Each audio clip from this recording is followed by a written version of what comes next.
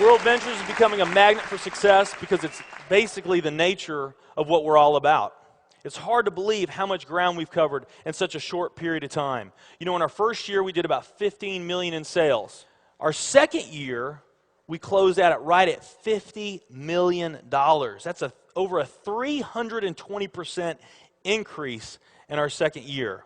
And we are totally convinced that we will clear in our third year $100 million. And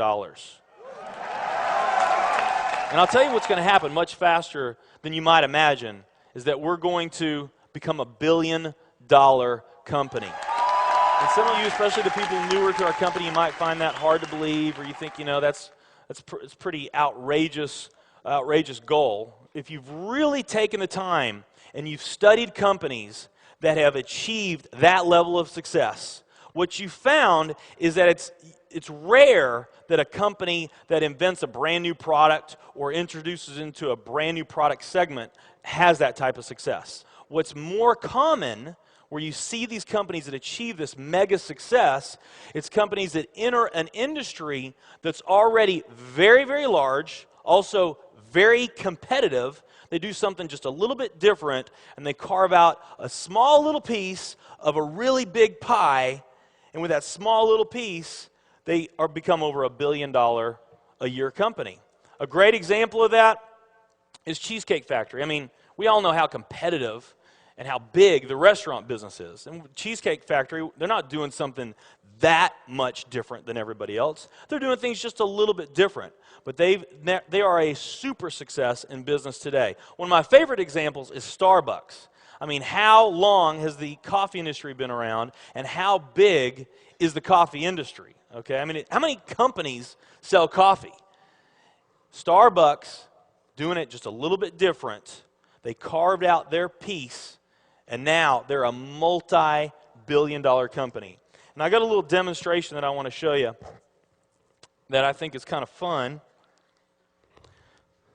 The coffee industry is $100 billion. So $100 billion every year is spent around the world on coffee.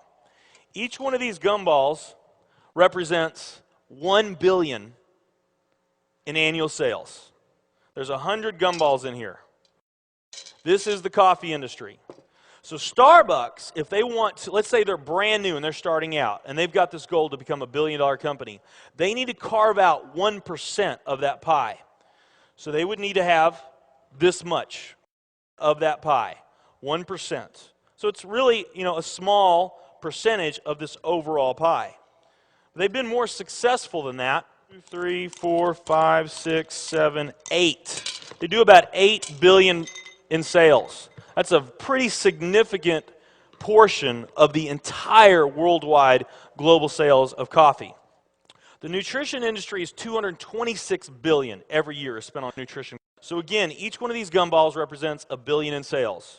So here's the coffee industry, here's the nutrition industry. And by the way, you may not know this or not, but over half of all the network marketing companies on the planet today, they're nutrition companies.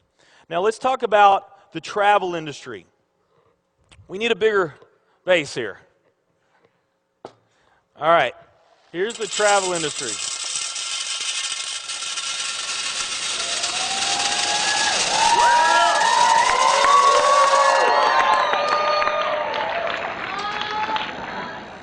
Pretty impressive, right?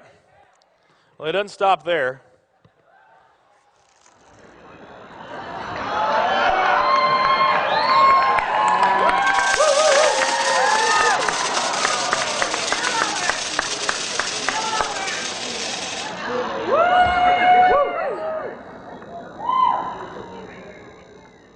That's pretty big, right?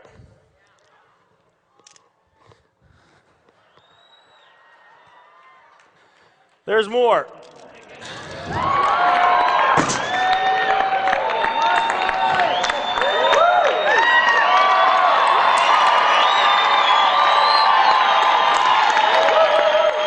But wait, there's more.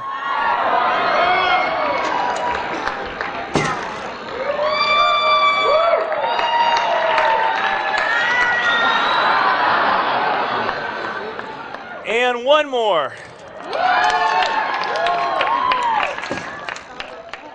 All right. So here's coffee. Here's nutrition, the entire nutrition industry. Here's travel.